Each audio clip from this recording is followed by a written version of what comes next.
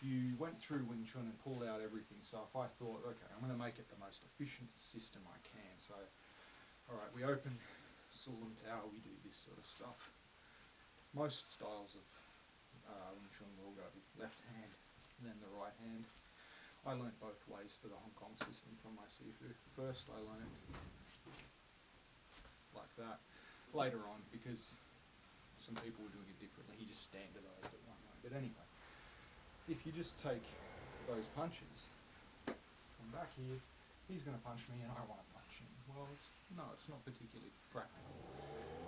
And that's the thing. And now we've got some guy, one of the neighbours, doing some gardening. I hope you can still hear me. But anyway,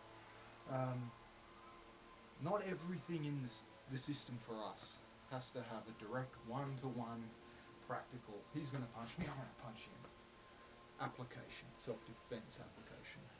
For us, a huge amount of what we're doing is developmental. Like this stuff, for example. This isn't going to help you if you're attacked, if all you've learned is that. But if all you've learned is that and you've trained at it a hell of a lot, what you learn later that is going to be of use is going to be much, much more convincing. A lot of it's to develop your body. And so these things we're talking about with the Yiji Kimyama, the Junma and the punches are definitely in that category. Some things have a developmental aspect and a directly applicable aspect. Some things are just directly applicable. But literally every single tiny detail in the entire system of Wing Chun, as I learned it, both systems, every minute detail, from something as simple as doing your wusa and keeping the fingers together and the thumb tucked in, something as absolutely basic and fundamental as forming your resting arm and forming your fist properly. Not even just leaving your thumb out, but forming your fist properly. Have a point. Even though it may not be directly, if you're attacked you can, no. It develops something.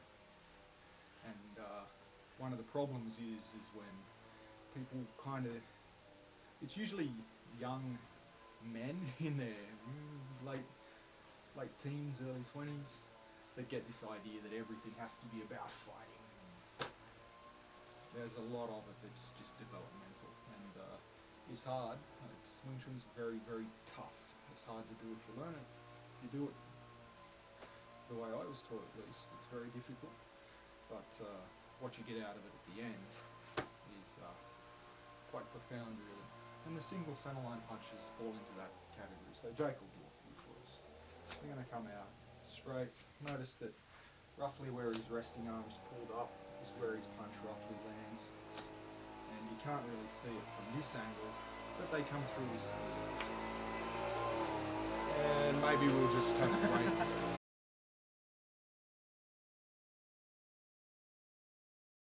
Done. They come through your centerline. That's right. Something to do. So Jake's doing this. The punches come into his centerline and out. And that's enough. Alright. So these punches for us are absolutely and utterly essential and foundational to absolutely everything we're going to do in our arms. The way you do the punch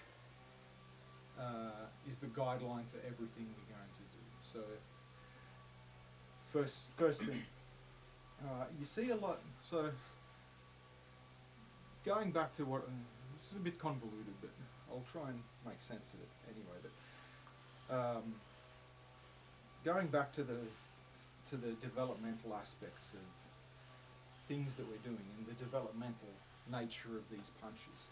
One of the very first things you notice with the single centerline punch, if Jake, make sure you're in, is he in frame there? Side on, side on. His whole body? Okay, so one of the things you notice immediately, or should, is when this punch lands, the elbow back here lands simultaneously. And that's a strike, it's not just pulling up. You're striking there. Now if you look at what Wing Chun's, one of the things that it's supposed it's supposed to be well known for, is simultaneous attack and defence. So, from our point of view, going back all the way to what I was saying about how these things are offensive in nature, I'm not just blocking, I'm even here attacking his arm. That itself is based on the ability to be able to do a single centerline punch and strike with the knuckles and the elbow simultaneously. If you do it in the single centerline punches, which are about the most basic and easy way of doing it, you'll be able to do it. You should be able to do it everywhere else. Hopefully the blower from next door is not too. He's done. Good. No, spoke too soon. All right. Anyway, so that's one developmental aspect of it. One of the worst things you see with I've had one of my students come along who'd done Wing Chun at 2 different schools before. One of the first things I noticed with his Wing Chun was